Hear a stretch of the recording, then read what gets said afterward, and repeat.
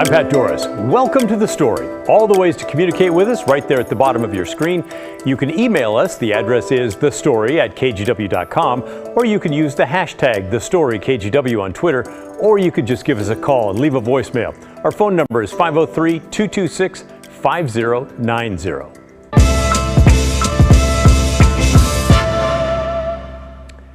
Land acknowledgments are statements read at the beginning of some meetings to say out loud that the land that most of us now occupy was stolen from Native Americans a long time ago. But what does that mean? I'm not referring to the historical question. I think it's pretty clear the federal government in the 1800s began an ugly history of taking land from Native Americans by coercion or force. When I say what's that mean, I'm asking what's it mean to the group making the statement? Is it just an empty feel-good moment for progressives who acknowledge past injustice? Or is it a commitment to do what they can now to make things right? Turns out Native American leaders in our area are wondering that very same thing. The City Club of Portland is a civic group founded 102 years ago. Membership is open to anyone. They are one of many groups with land acknowledgments. This year, the group hosted the debates between the leading Democrats and Republicans running for Oregon governor. They also hosted and broadcast Mayor Ted Wheeler's State of the City speech. And before each event, they read a statement like this. As we begin this program, we want to acknowledge the land we are on is native and was stolen from people who lived here for thousands of years.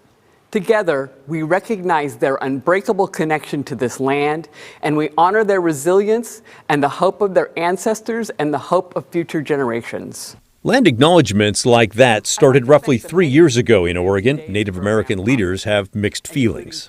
We don't want anybody to do a feel-good empty gesture. We don't want people just to signal ethical conformity. We want people to actually say something that means something to them. Bobby Connor is a member of the Confederated Tribes of Umatilla. She's also the director of the Temastlik Cultural Institute. She explained that tribes have used acknowledgments forever, but as a message of thanks. Whenever we're in the Longhouse or when we're in a public gathering where our people are speaking or leading, we acknowledge that this is the homeland that the Creator gave us. And we acknowledge that this land has sustained us, and we, with gratefulness and humbleness, appreciate what has been our endowment. In the last few years, she's had dozens of groups, including nonprofits, corporations, institutions, clubs, and others, all send her their statements to see if they are proper or offensive. The history of land acknowledgments for non-Native Americans seems to date back to 2015 in Canada, after the Truth and Reconciliation Commission there issued a scathing report on the Indian residential school system. At the same time, Justin Trudeau was elected Prime Minister with promises to reconcile Canada with the Indigenous people. Now, many groups in Canada and America use acknowledgments, including several in Oregon. Here's the statement from Portland Parks, and Multnomah County, and the Port of Portland. In Newport, the Oregon Coast Community College uses this one. Oregon Coast Community College acknowledges that we reside within the ancestral homelands of the Yaquina and Alsea tribes. Portland State University uses this statement, and the City of Vancouver uses this one. And I could go on, actually, for some time. Here's the Portland Art Museum statement. You get the idea. All those statements have gotten the attention of many tribal leaders. It's very pleasing, and because Native Americans have been invisible from our history books, from the place that we live. And from that point of view, that's good, that land acknowledgments, there's some thought about, oh gosh, we weren't here for centuries. Cheryl Kennedy is chairwoman of the Confederated Tribes of Grand Ronde. When I first heard one of these before, I think the Portland City Club or somebody, my thought was, well, okay, so you're acknowledging it, but what are you going to do about it? I mean, it's not like they're giving the land back, right? So I wonder, does that cross your mind? You know, there's a movement that's called Take Back, and it's about recognizing not only Native Americans, but I think, the United States citizens, many of them, not all of them, who understand, yeah, so what can we do? Recognizing that to take it, give it all back is impractical. But I might say, tribal governments have a good way of handling things. We could do that. I mean, we could operate as a government, and as we have in our area here at Grand Ronde. But she knows getting the land back is not likely. Still, there are concrete steps being taken by some organizations. Metro, the regional government, which sometimes does land acknowledgments, points out that tribes are being consulted over the cleanup of the Portland Harbor Superfund site called Willamette Cove. And the Grand Ronde were consulted during the creation of the new Chehalem Ridge Nature Park south of Hillsboro. Metro is now moving away from routinely saying land acknowledgments and instead will focus on doing the work to connect with tribes and local Native Americans. Maybe a few years ago, it was something that I think probably started with staff members, beginning meetings with them, and the purpose was to take some time to recognize the people from what we now call Portland. The Portland Art Museum is a prominent organization that has embraced land acknowledgments. Museum director Brian Friso said the commitment runs deeper than mere words. We have one of the great collections of Northwest Native American art in the country. At the same time, we feel that part of our responsibility is to have a program, staff, and board that reflects the living nature of Native American art and culture. It's a vibrant culture. It's an exciting culture. The artistic creativity coming out of the Native community now is just as exciting as it was 100 years ago. He also points out Kathleen Ash Milbury was appointed curator of Native American art in 2019, coming from the Smithsonian in New York. So she thinks about our historic collections that date back 100 years ago, but places them in context with the contemporary and vice versa. Some groups are putting action behind their statements. Others? It's hard to tell. I emailed the Portland City Club multiple times to ask what actions they're taking in addition to their words, and did not hear back from them. For anyone doing a land acknowledgement, Bobby Connor has a challenge. If you are compelled to say these good words, my question is, what are you willing to do about it? What will you do to live up to the words that you're going to say on behalf of your organization? Are you going to vote for people who uphold treaty rights? Are you going to vote for people who understand the federal trust relationship? Are you going to vote for officials who have good working relationships with tribal and other peoples? Are you going to vote for things that help us all take better care of the planet? By the way, the Portland Art Museum earlier this month sent 9 Native American items they had in their collection back to tribes in Juneau, Alaska. The museum had bought the items from an art dealer in 1948. They included a killer whale hat and robes. Federal law requires the return of important cultural and historical items like those. So what's your take? What do you think about all that?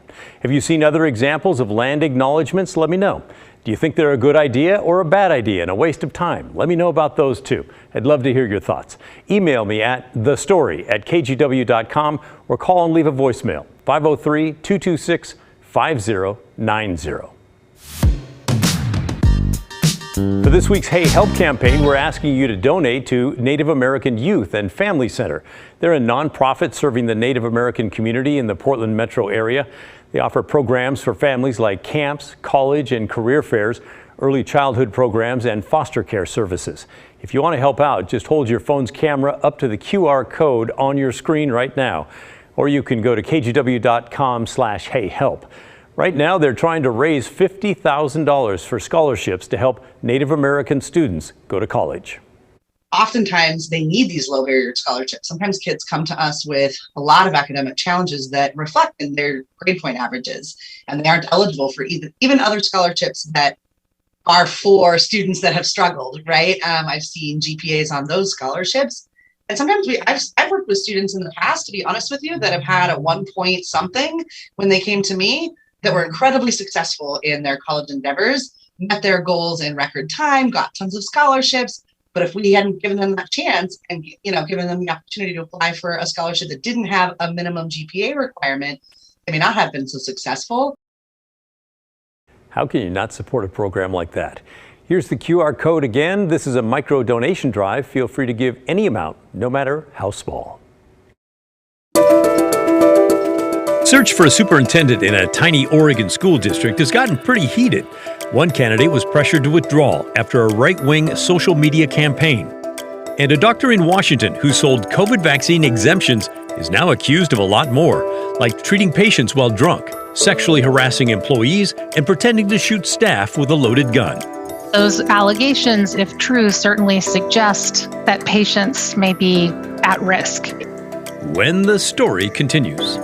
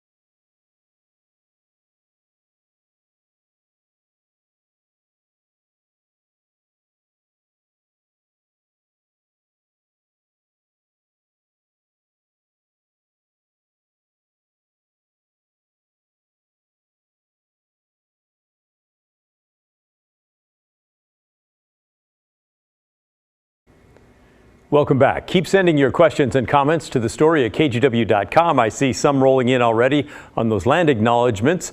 All voices are welcome. The tent is big. There's room for you. Let us know what you're thinking. You could also give us a call and leave a voicemail. 503-226-5090. We're seeing more and more national cultural battles play out in local communities here in the Northwest. Sometimes it happens at the local school district. Tonight, we have an example of that in the town of Banks, 24 miles west of Portland. The search for a new superintendent there ignited a nasty protest among some. It got so bad, one of the finalists dropped out. Christine Pitawanich reports. It's been a tough year in Banks. Over the course of the pandemic, some parents have taken issue with masking mandates, vaccines, and other things. And most recently, the search for a new superintendent became the latest hot-button topic. I'm Kristen Accardi, and I'm a parent in the Banks School District. I also served on the superintendent search committee. Accardi and other community members spent hours vetting more than 30 candidates. The school board narrowed it to 2 finalists, Brian Sika from the Beaverton School District, and Melissa Goff, the former Greater Albany Schools superintendent, who was dismissed without cause when a more conservative board was elected. There was a post on our community Facebook page, basically taking an editorial that Melissa Goff had written, paraphrasing it in an inaccurate way, and telling the community that this person didn't represent our values and that this person wasn't the right choice. That Facebook post, which has since been taken down, created a community firestorm. They're downright nasty. A lot of calling her a witch, and mainly because they felt she was way too liberal for banks. That's Milt Dennison, a contractor who was hired to help with the superintendent search process. I began talking with the candidate Friday evening, and then by Monday morning, she had said, "Hey, I really don't need this. I'm going to withdraw." Flyers were also posted on doors, calling Goff divisive and saying in part, community members deserve a superintendent that is moderate and down the middle, not a partisan lefty.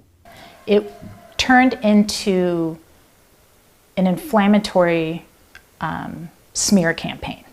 Parent Catherine Williams says she was disappointed the process was cut short and wasn't able to meet Goff face-to-face at a planned community meeting for both finalists. She says there was community-wide embarrassment and anger. Like, how dare you put this stain on our community? And how dare you make someone feel unwelcome before we get a chance to meet them and ask them questions and be able to make up our own minds? Jody Haley is mom to 5 kids. She knows the man who made the post. What I saw is standing up and saying, this is what I think. I really feel strongly that she's not a good candidate and not a good fit for our community. I don't think anyone imagined that she would withdraw. All of this is part of a divide that Haley says has formed and deepened throughout the pandemic. Some parents don't feel represented by the school board, from issues that span masking to critical race theory, a way of viewing race in America typically taught at the college level. It's a topic Haley feels strongly about. All of us want the same good things that the people on the other side want. We all want diversity and inclusion and equity, really and truly. And the question is the framework in which you're pursuing that. But people like Accardi and Williams feel there are more pressing matters to deal with, and it seems national politics is making its way into local board meetings, like concerns regarding a list of children's books deemed inappropriate or transgender girls playing on girls' sports teams, both issues Banks isn't currently facing. So our high school is falling apart. The music program is canceled. Last year, there was, in December and January, half our high school didn't have heat. Our kids are struggling. Behavior is outrageous. I care about the music department, I care about the building, and all of these things have to be addressed. But I cannot not talk about the other issues that are so close to my heart because of the children I love. Haley says people want to talk about issues they care about and prepare for if and when they do come up. I really deeply wish that our community would try to do the hard work of finding that common ground. This small town dealing with a deep divide, with people on both sides who care but see the world through a different lens. When news had spread on social media that Melissa Goff had withdrawn her name from the running, one person on Facebook wrote, "Our prayers have been answered. The woke witch is gone." We reached out to the original Facebook post's author and Melissa Goff through acquaintances, but neither wanted to speak with us. Christine Petawanich, KGW News. Still ahead, if you knew your doctor was drinking alcohol on the job, would you still go for a checkup? A Washington doctor is accused of doing just that, and some more serious allegations as well. We'll take a look when the story continues.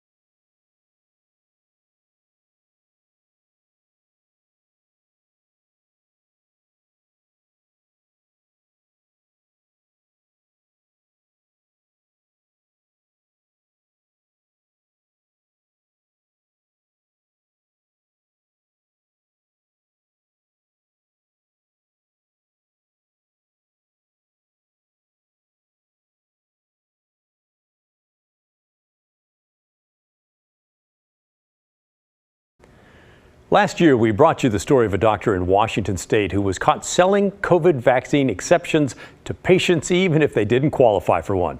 Well, now that very same doctor is being accused of much more involving drinking, drugs, and a gun. Here's Chris Ingalls from our sister station in Seattle. For a small clinic in Ellensburg in central Washington, Awake Health has racked up a big number of complaints. Records show 34 complaints since 2019 on file with the Washington State Department of Health. At least 4 witnesses interviewed by a state investigator are former employees who provided snippets of video evidence. Me, the priest of the Awake Health. This video, taken during work hours according to state records, shows Dr. Anna Elprin drinking whiskey or tequila at the clinic, and she will go into rooms and see patients after drinking. All 4 former employees said in the complaints that Elprin abuses prescription drugs and takes Adderall daily and also takes Ativan, a narcotic. Doc thinks she's joining the Marines. This video, showing Dr. Elprin with her handgun, was recorded by her former office manager. The doctor has a concealed pistol license, but a former medical assistant said Elprin once pointed it at her face. She has pretended to shoot staff, and all the staff is afraid of her, another employee said of her gun-toting boss. The former medical worker who shot this video said Elprin's advances went beyond suggestive dancing. She said Elprin has gotten naked in front of her at least 5 times. And the doctor asked about having sex with her and also the woman's husband. Employees say Elprin sent vulgar texts of her sexual exploits to staff. Why are we taking a healthy person and forcing them to put something in their body? We first reported on Dr. Anna Elprin in November about her opposition to the state's COVID vaccine and mask mandates. What is happening right now is that we have unconstitutional mandates. What she didn't know until this interview is that we sent in 4 undercover journalists investigating a tip that Elprin was writing fraudulent COVID vaccine and mask waivers. Hidden cameras rolled as she signed waivers with no medical exam or questions for fees ranging from $150 to $200. Are you running a vaccine exemption mill here? No. Where you're taking payments and signing exemptions with no questions asked? Absolutely not. It's not just our story or former employees. Some patients have voiced concerns about Dr. Elprin. You were on medications when you went to see her the last time. Yeah, for blood pressure and stage 1 diabetes. Dee Dunphy came here to Dr. Elprin's clinic for a physical exam required for his commercial driver's license. In a statement to the Washington Department of Health, Dunphy's family said Elprin took him off all but 1 or 2 of his blood pressure and diabetes medications. She said if she could help me with vitamins, get rid of all the medications. His family told an investigator that Dee ended up later having a seizure and in the hospital. His days as a truck driver are over. I got a feeling her taking me off the medicines, giving me the vitamins is what contributed to it.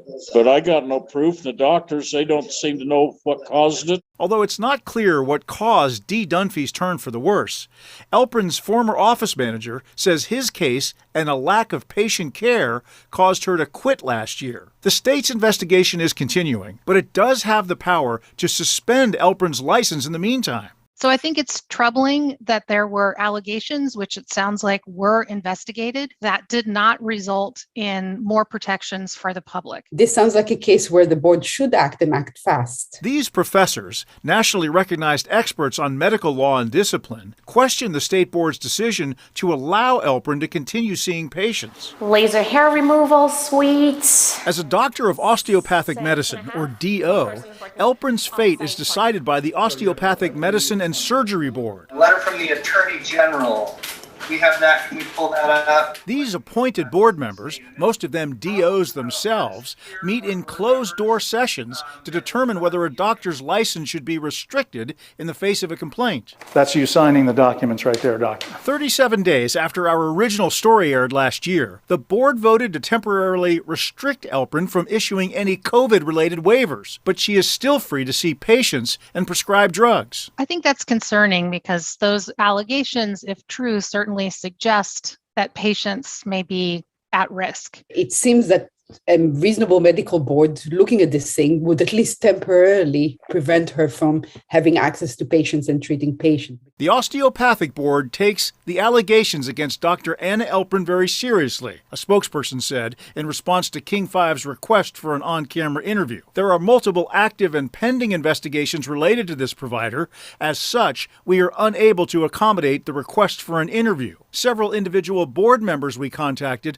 also declined interviews. Department of Health is investigating me because I had a disgruntled employee who made a completely untrue statements to the Department of Health. That was Dr. Elprin in our previous interview. The 4 former employees interviewed by the state investigator did not want to speak to us on camera for this story. But one of them, esthetician Abby Jameson, told us in November that she and her former co-workers feel like the Osteopathic Board has not taken them seriously. For them to take this long when she could easily kill someone, it's kind of scary. It makes you not really trust the system. That was Chris Ingalls reporting. He reached out to Dr. Elprin about this, and she responded with an interesting text saying, "You ran out of real things to talk about, scumbag yellow press reporter." So there's that. It's not clear if she has provided any kind of defense to the health department investigators. All right, keep sending your questions and comments to the story at kgw.com. When we come back, a little bit of good news.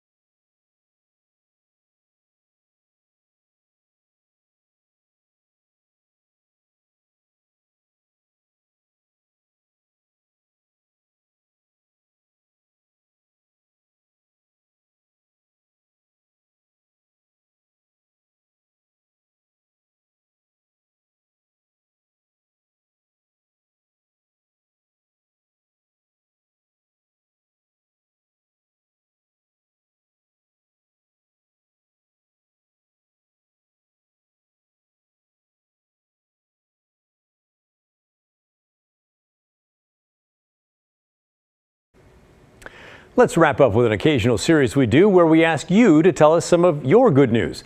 The other day, we talked with Devin, who uses the spring season to remember good times are never that far away. And it always amazes me as I drive down Northwest Thurman where I live, how through the winter it's kind of barren and cold and dreary, and just like that, spring is here and everything is green and full again. And it reminds me that even through the hard times when things are a little dreary, the green's going to come back. Oh, I love that. Keep that in mind. That's the end of our show. Thanks for watching. Remember, the story, our story, well, that never ends. I'll see you tomorrow. This is KGW News.